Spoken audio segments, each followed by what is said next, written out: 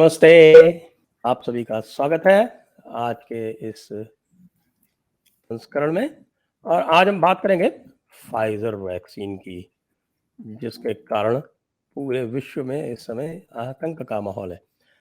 और अभी हम आपको दिखा रहे हैं, और ये वीडियो 6 मिनट का वीडियो, इसको देखें कि किस प्रकार से डावोस में फाइजर के सीईओ से पत्रकार प्रश्न पूछते हैं और वो किसी भी प्रकार का उत्तर नहीं दे पाते हैं। हमारे साथ है डॉक्टर सुनील रैना।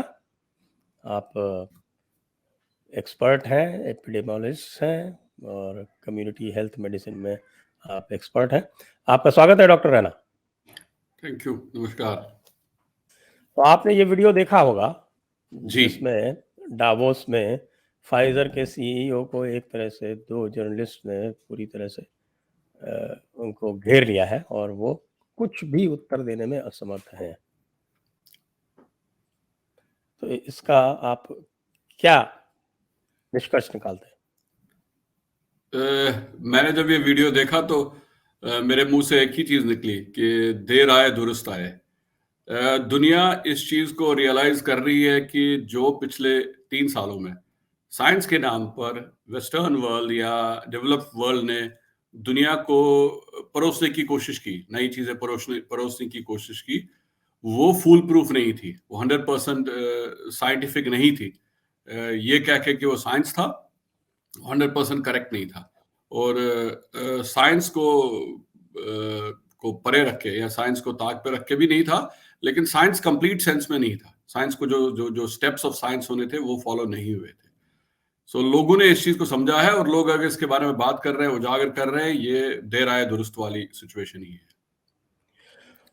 तो ये जो आरएनए जो वैक्सीन बनाती है, जो फाइजर वाली जिसको है, और जिसके लिए भारत के ऊपर इतना दबाव डाला गया, और न केवल भारत के बाहर से दबाव आया, बल्कि बाहर के अंदर से भी जो एक पूरा इकोसिस्टम है, लेफ्ट लिबरल इकोसिस्टम है, उसने दबाव डाला, भारत का मखौल तक उड़ाया। तो इसमें और जो भारत ने वैक्सीन डेवलप की थी उसमें क्या अंतर था? जब हम वैक्सीन बनाते हैं तो वैक्सीन के लिए कुछ प्लेटफॉर्म्स हम चूज करते हैं। वो वेरिएबल प्लेटफॉर्म्स हो सकते हैं, जो जैसे एक वैक्सीन किल्ड भी हो सकती है, एक वैक्सीन लाइव हो सकती है। किल्ड वैक्सीन का मतलब है कि उस वैक्सीन की जो जो जो जो जो वैक्सीन के कंपोनेंट्स होते हैं, मोस्टली जो वैक्सीन्स बनते हैं वो उन्हीं बैक्टीरिया या वायरसेस से बनते हैं जिनके खिलाफ हम उनको यूज करना चाहते हैं। तो हम वैक्सीन की ताकत को, उनकी पोटेंशियल टू कॉज इन्फेक्शन जो होता है, इन्फेक्शन कॉज करने की क्षमता जो होती है, उसको कम करते हैं जब हम वैक्सीन बनाते हैं। अब डिफरेंट प्लेटफॉर्म्स यूज हो सकते हैं, किल्ड हो सकते हैं, या लाइव वैक्सीन हो सकते हैं, या कंपोनेंट वैक्सीन हो सकते हैं, या वेक्टर डेराइव्ड वैक्सीन हो सकते हैं। जो इंडियन वैक्सीन था, ये एक जिसको हम बोल सकते हैं, दो टाइप के वैक्सीन थे। एक तो वो जो हमने ऑक्सफोर्ड यूनिवर्सिटी के साथ डेवलप किया, जो कोविशील्ड आया। एक जो भारत बायोटेक ने लॉन्च किया था, कोवैक्सिन था। कोवैक्सिन लाइव एटेन्युएटेड था, मतलब पूरा का पूरा कह सकते हैं पूरा का पूरा वायरस था, उसकी उनमें मारक क्षमता उसको कम किया था और वो इंडिविजुअल्स को लगाया। जो कोविशील्ड था उसमें हमने उसी वायरस के, लाइव वायरस के कंपोनेंट को लिया था, उसको मॉडिफाई किया था और उसको लगाया था। उसका कंपैरिजन जो वैक्सीन फाइजर ने डेवलप किया था, ये आरएनए वायरस वैक्सीन थे। ये न्यू टेम्पलेट्स है, नए वैक्सीन प्लेटफॉर्म्स है, और इन प्लेटफॉर्म्स को इसलिए यूज करा लोगों ने, या यूज करने की कोशिश की कि इनको लगा कि हम इससे रैपिडली वैक्सीन मार्केट में आ सकते हैं। तो ये बहुत फूल प्रूफ टेक्निक्स नहीं है। इसलिए नहीं है क्योंकि आप एक ऐसे वायरस के साथ लड़ रहे हैं जो वायरस अगर किसी को इन्फेक्ट करता है और फिर उसके आसपास आता है तो फिर से इन्फेक्ट करेगा। सो अगर आप ऐसे इसको समझे, वायरस अपने आप में इन्फेक्ट करने के बाद 100% इम्यूनिटी नहीं देता है। तो अगर आप वायरस के कंपोनेंट्स में या वायरस की मॉडिफिकेशन के साथ भी एक वैक्सीन बनाते हैं तो वो कभी भी 100% इम्यूनिटी नहीं दे देगा।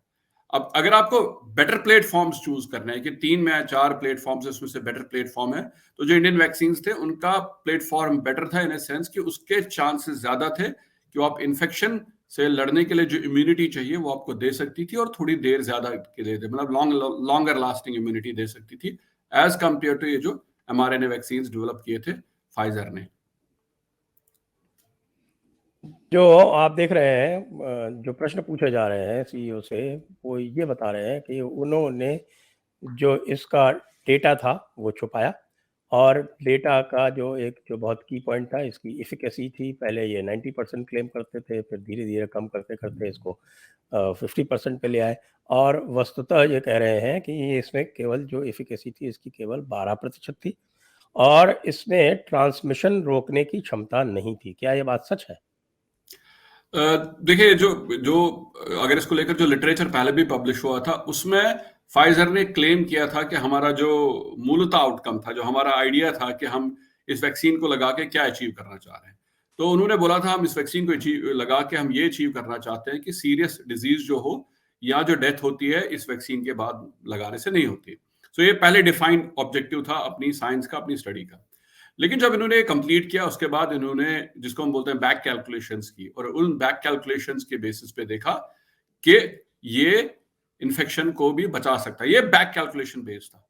अनफॉर्चुनेटली जब भी हम बैक कैलकुलेशंस कर सकते हैं या पोस्ट हॉक एनालिसिस, जिसको हम बोलते हैं, पोस्ट हॉक एनालिसिस करते हैं, अगर वो अनबायस्ड हो, अगर मतलब मेरा उसमें कोई इंटरेस्ट नहीं हो, कॉन्फ्लिक्ट नहीं हो, तो बड़ी बार ऐसा होता है कि हमको वो सटीक सटीक जवाब देता है। लेकिन जब आप वैक्सीन मैन्युफैक्चरर खुद ही उसको बैक एनालिसिस करता है या पोस्ट हॉक एनालिसिस करता है, तो बहुत ज्यादा चांसेस ये होते हैं कि वो आपको एक बायस्ड ओपिनियन देता है। सो इनका ये क्लेम करना आफ्टर, जो जब मैंने पहले डिफाइन किया कि मेरे आउटकम्स ये होने थे, उसके बाद इन्होंने वापस जाकर ये डिफाइन किया कि इन्फेक्शन प्रिवेंट करता है, तो ये हमेशा लॉजिकल नहीं लग रहा था और हमेशा इसमें गड़बड़ लग रही थी। ये सबसे इंपॉर्टेंट था। सो ये साइंस की दृष्टि से परफेक्ट नहीं लग रहा था। ऐसा नहीं हो सकता है, क्योंकि आपने पेशेंट्स रिक्रूट किए किसी एक चीज के लिए, उसके बाद जब आपने आउटकम देखा कि सीवियर डिजीज को बचा रहा है, फिर आप वापस गए और बोला अच्छा ये तो इन्फेक्शन को भी बता सकता है। वो अच्छा तरीका नहीं था। हमको एक्चुअली अगर रिक्रूट करने चाहिए थे पेशेंट्स इस टाइप की स्टडी के लिए, तो हमको वही चूज करने चाहिए थे जो हमको मेरा आउटकम डिफाइन कर देते कि ये इन्फेक्शन रोक सकता है या नहीं रोक सकता है। जो भारतीय वैक्सीन थी उनके क्या आउटकम्स डिफाइंड थे? प्राइमरी आउटकम सारे के सारे वैक्सीन के मोस्टली जो जो थे वो डिफाइंड थे कि ये सीवियर डिजीज या डेथ को रोकता है। ये डिफॉल्ट सेटिंग थी इस पैंडेमिक की। अनफॉर्चुनेटली मैं बड़ी दिनों से बोल रहा हूँ कि इसका जो साइंस था, जो इस पैंडेमिक का साइंस था, वो डिफॉल्ट सेटिंग्स पे चला। और पहली डिफॉल्ट सेटिंग थी कि डेथ को रोकना है या सीवियर डिजीज को रोकना है। बट हमारे साथ हुआ कि जब हम इसको इवॉल्व कर रहे थे, जैसे इवन भारत बायोटेक का जो वैक्सीन था, जब हम इसको इवॉल्व कर रहे थे स्टडीज को, हालांकि डिफॉल्ट सेटिंग्स हमारी भी डेथ थी, लेकिन हमारी जो जो जो इंक्लूजन क्राइटेरियाज थे उतने डाइवर्स थे। जैसे यही था, कोविशील्ड का वैक्सीन था। कोविशील्ड का वैक्सीन लॉन्च किया गया, फॉर एग्जांपल इंग्लैंड में लॉन्च किया, तो एक ऐसी पॉपुलेशन पिक की गई थी जो हमसे बहुत अलग थी, लेकिन उसकी टेस्टिंग हमारे एरियाज में भी हुई। सो डाइवर्सिटी ऑफ पॉपुलेशन जो पिक की गई थी हमारे वैक्सीन के लिए, वो बेटर थी to give us a better idea, मतलब ज्यादा अच्छा आइडिया दे दे कि वैक्सीन कितना एफिकेशियस है इन प्रिवेंटिंग ट्रांसमिशन। हालांकि हमने कभी भी ये नहीं क्लेम किया, अगर आपको याद है पहले के दिन जब हम कोविशील्ड लॉन्च भी कर रहे थे या इवन जब हमने कोवैक्सीन भी लॉन्च किया, हमने कभी भी नहीं बोला कि हमारा वैक्सीन 100% प्रिवेंट करता है इन्फेक्शन ट्रांसमिशन को। हमने बोला एक डोज लगाएंगे तो रफली 30 से 35% प्रिवेंट करेगा, दूसरा डोज लगाएंगे तो 60 से 66% के बीच में देगा। हमने कभी भी ये नहीं बोला कि ये 90% या 90% के अबव प्रिवेंट करेगा ट्रांसमिशन को, इन्फेक्शन एक से दूसरे होने में। जी, तो भारत सरकार के क्या कारण थे कि उन्होंने फाइजर को भारत में एंट्री नहीं दी? उसके 2-3 कारण थे। एक मुख्य कारण था कि हमारे पास जब आप वैक्सीन बनाते हैं, वैक्सीन हमको ये समझना होगा, वैक्सीन एक मैनेजरियल टूल भी है। आपके पास एक अच्छा वैक्सीन है, लेकिन आपको इस वैक्सीन को लोगों तक पहुंचाना है। अब जो फाइजर का वैक्सीन था, ये जो लॉजिस्टिक्स को डिमांड कर रहा था, उनको डेवलप करने में हमको टाइम लगता एक, और उसकी अगर अगर हमारे पास डेवलप भी होता, उसके बाद जो हमको फायदे होते वैक्सीन से, वो हमको नहीं होते। मतलब वैक्सीन की इंपॉर्टेंस है इसकी टाइमिंग में, उसकी क्रिटिकलिटी है कि ये कितना इंपैक्टफुल है। उस सेंस में फाइजर हमारे लिए अच्छा नहीं था। दूसरा वजह जो फाइजर के साथ था वो था इनके इंडेमिनिटी क्लॉज, जो ये बोलते थे कि अगर आपने, इंडियंस ने ये वैक्सीन लगाया और इस वैक्सीन के एडवर्स इवेंट्स हुए, मतलब इससे कुछ नुकसान हुए, तो उस नुकसान को भरने के लिए हमारा कोई दायित्व नहीं है। सो ये सिरे से ये कह रहे थे कि हम वैक्सीन तो लगा लेंगे, अगर वैक्सीन के साइड इफेक्ट्स होंगे, उसका जो नुकसान है हम नहीं भरेंगे। जबकि ऐसा कोविशील्ड के साथ नहीं था या कोवैक्सीन के साथ नहीं था।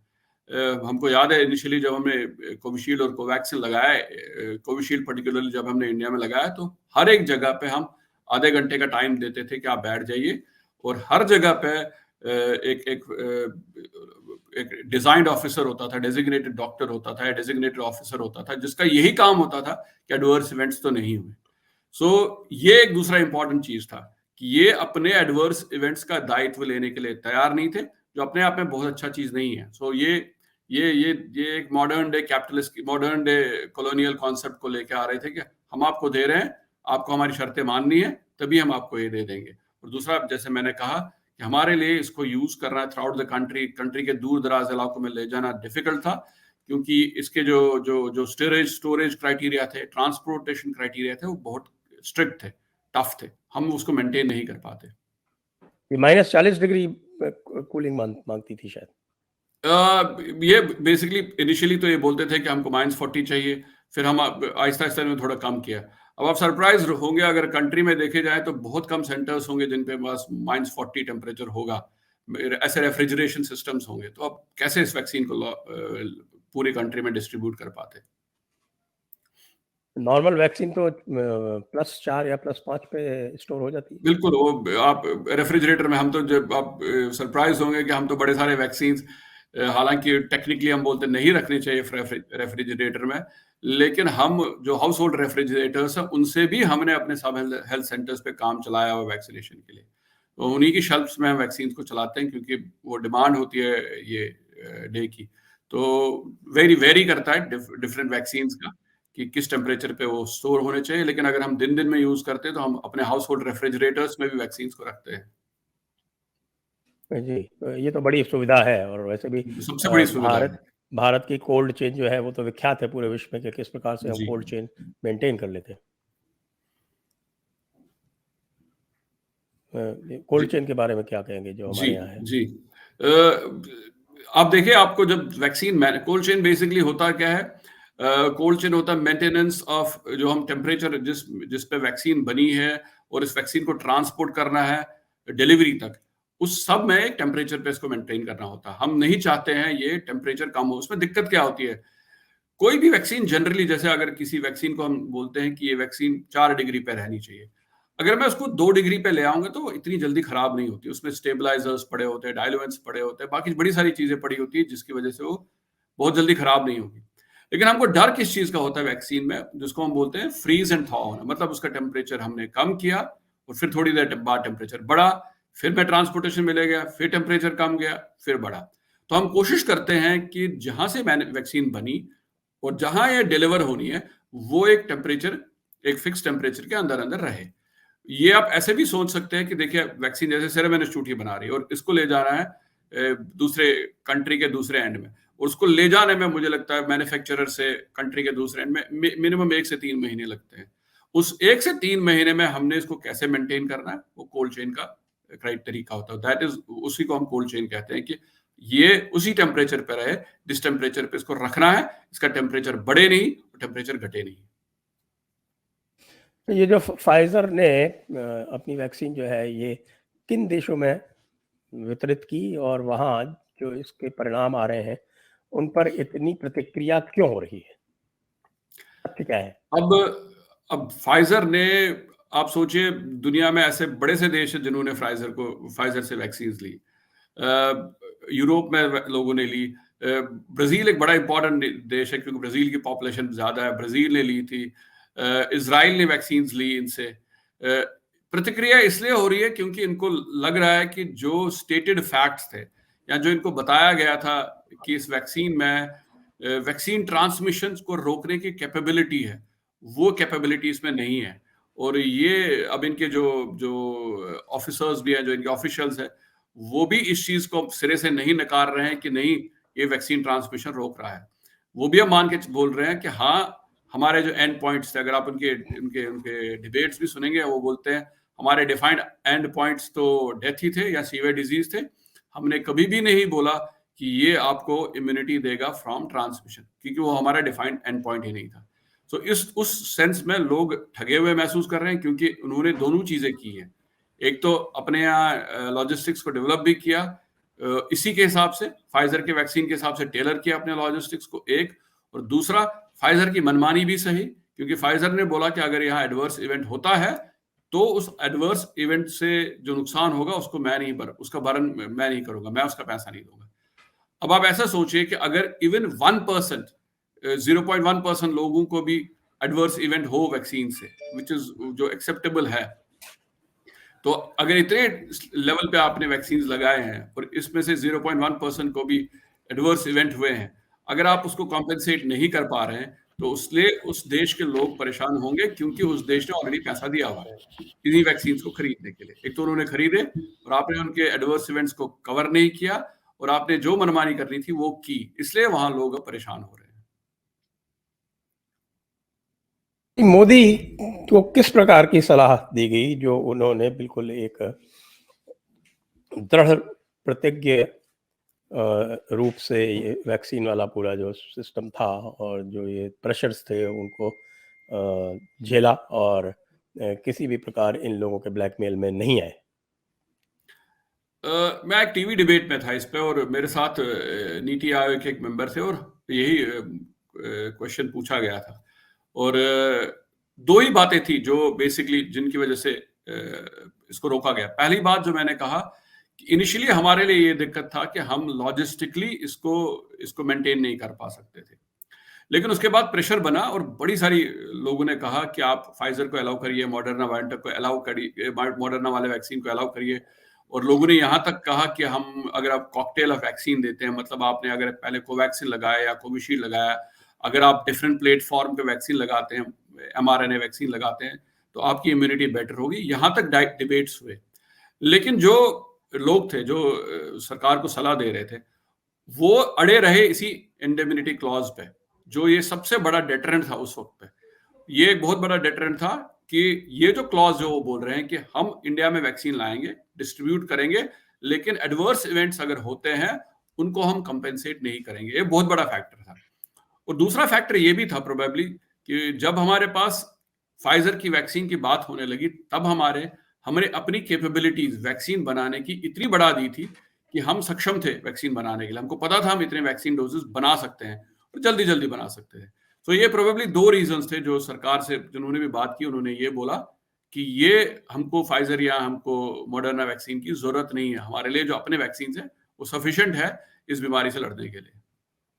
तो क्या यदि कोई प्राइवेट हॉस्पिटल या कोई प्राइवेट चेन इस समय फाइजर मंगा के चलाना चाहे तो क्या उसको अनुमति है? लीगली तो अभी नहीं है, बट ऐसा डॉक्यूमेंट्स में नहीं है कि आप लगा सकते हैं। ऐसा हुआ था कि जैसे हमारे पास प्रश्न आते थे कि लोग बाहर से आते थे और वो फाइजर का वैक्सीन लगा के आते थे और वो ढूंढते थे कि हमको फाइजर चाहिए। तो आपको ये समझना चाहिए कि जो भी वैक्सीन इंडिया में आए थे, चाहे वो भारत बायोटेक का आया या जो कोविशील्ड आया, ये आए थे जिसको हम बोलते हैं इमरजेंसी ऑथराइजेशन मोड में। इमरजेंसी ऑथराइजेशन मोड का मतलब है कि सरकार ने बोला कि हाँ, हमको जल्दी है, आपकी इसकी जो आपकी जो रैपिडिटी ऑफ टेस्टिंग है वो करो जल्दी जल्दी से, और हम आपको मार्केट में लाने देंगे। ये ऑथराइजेशन फाइजर को नहीं है इंडिया में। तो इसलिए अगर कोई लाता है तो वो इमरजेंसी ऑथराइज्ड जो वैक्सीनेशन रिजीम है, वैक्सीनेशन सिस्टम है, उसमें नहीं है, तो वो आप नहीं कर सकते हैं। तो क्या इनकी जो एफिकेसी है यूएस वगैरह में जिस तरह से जो आया है सामने और जो बातें सामने आ रही हैं, जो वीडियो हमने दिखाया उसमें आई, तो क्या इनके ऊपर क्लास एक्शन सूट लाया जा सकता है? ये बहुत अच्छा आपने प्रश्न पूछा। अगर आप इनके फाइजर का जब वैक्सीन्स बन रहे थे, तो इन्होंने अपने आप को इन चीजों से एग्जेम्प्ट करवाया था, तभी कि हम आपको वैक्सीन बना के दे रहे हैं। ये मतलब ये बहुत अनफॉर्चुनेट चीज है कि सरकारों ने ही इनको पैसे दिए, थ्रू फंडिंग, इनिशियल फंडिंग, सरकारों ने पैसे इनको दिए कि आप वैक्सीन लॉन्च करो। सरकारों ने मतलब लोगों का पैसा था, लोगों के आप लिए आपने वैक्सीन बनाने हैं, लेकिन आपका वैक्सीन अगर अच्छा नहीं है तो उसकी वजह से जो फेलियर्स होंगे उसकी रिस्पॉन्सिबिलिटी हम नहीं लेंगे। ये इन्होंने पहले लिखवा लिया था। ये क्रॉस लगभग हर जगह इन्होंने ये लिखवा लिया अपने क्लॉज में। तो अगर आप आपका वैक्सीन अच्छा नहीं है और उसकी वजह से एडवर्स इवेंट्स है, आप फाइजर को नहीं फंसा सकते या फाइजर को आप उसके लिए रिस्पॉन्सिबल होल्ड नहीं कर सकते, क्योंकि आपने क्लॉज वैसे ही बनवाए थे। इन्होंने डिक्टेट किया इस पैंडेमिक में, फाइजर ने डिक्टेट किया टर्म्स एंड कंडीशंस को, हम कैसे वैक्सीन लाएंगे, कैसे डिस्ट्रीब्यूट करेंगे, और आपको उसको फॉलो करना पड़ेगा। आप नहीं फॉलो करते हैं तो हम वैक्सीन बनाएंगे ही नहीं। तो क्या ये कहना उचित होगा कि जो भारत का वैक्सीनेशन प्रोग्राम था वो वर्ल्ड क्लास था, और जो डेवलप्ड वर्ल्ड का था वो थर्ड क्लास का था, और चाइना का तो नॉन एग्जिस्टेंट था? ये कहना न सिर्फ उचित है, ये परफेक्ट भी है। उसके भी रीजंस है। अगर आप पूरी दुनिया को देखेंगे, पूरी दुनिया के जो वैक्सीन्स हैं, उसमें ऑलमोस्ट 70% वैक्सीन्स तो भारत ही बनाता है। और इंडिया के पास जो अभी नेशनल इम्यूनाइजेशन प्रोग्राम हम चलाते हैं, ये दुनिया का सबसे बड़ा वैक्सीनेशन प्रोग्राम हम चलाते हैं। रॉबस्ट है, इफेक्टिव है, और बड़े दिनों से चला रहे हैं। वेस्टर्न वर्ल्ड के पास कोई भी परफेक्ट वैक्सीनेशन प्रोग्राम नहीं है। उनके पास, अगर आप देखेंगे, जैसे वो इन्फ्लुएंजा के लिए वैक्सीन बनाते हैं मोस्टली, उनके पास कम्युनिकेबल डिजीज से लड़ने के लिए एक इफेक्टिव वैक्सीनेशन प्रोग्राम नहीं है। तो उनके फेल होने के ज्यादा चांसेस है कंपेयर टू हमारे, क्योंकि हमारे पास ऑलरेडी सिस्टम्स एस्टैब्लिश्ड है जो वैक्सीनेशन प्रोग्राम को रन करते हैं। चाइना का जो वैक्सीनेशन प्रोग्राम था, वो मुझे हमेशा लगा कि चाइना के वैक्सीनेशन प्रोग्राम की सबसे बड़ी दिक्कत थी, चाइना के वैक्सीनेशन प्रोग्राम में ट्रांसपेरेंसी नहीं है। सो आप जैसे इंडिया में आप कुछ भी कर ले, आप कुछ भी बोले, इंडिया में बात कर सकते हैं, आप बात कर सकते हैं, हम बोल सकते हैं ये वैक्सीन प्लेटफॉर्म अच्छा नहीं है, दूसरा आप आइडेंटिफाई करें। बट चाइना के वैक्सीन प्रोग्राम में ऐसी ट्रांसपेरेंसी नहीं है। और वो उन्होंने जो वैक्सीन बनाया, उन्होंने बोला ये वैक्सीन ही अच्छा है, तो सबको मानना पड़ा ये वैक्सीन अच्छा है। उसमें किसी ने अपनी राय नहीं रख पाया कि ये वैक्सीन अच्छा नहीं है। जब आप खुद ही क्लेम करते हो, मैन्युफैक्चरिंग टाइम पे ही आप क्लेम करते हो कि मेरा वैक्सीन 45% इफेक्टिव है, 46% इफेक्टिव है, तो आपको अपने प्रोग्राम पे वापस जाके उसमें रीस्ट्रक्चर करना चाहिए, उसको देखना चाहिए। बट वो चाइना ने ऐसा नहीं किया। तो उस सेंस में आप सही बोल रहे हैं, चाइना का एकदम अच्छा प्रोग्राम नहीं था। और यूरोप और अमेरिका जो था, वो इस वैक्सीनेशन की जो मिशन था इसके, उसमें फेल कर गया है। आपका बहुत बहुत धन्यवाद डॉक्टर सुनील रैना। धन्यवाद। और भारत की ये जो सफलता है निश्चित रूप से स्वर्णाक्षरों में लिखी जाएगी, और उसमें आप सब लोगों का भी बहुत योगदान है। जय हिंद, वंदे मातरम। जय हिंद।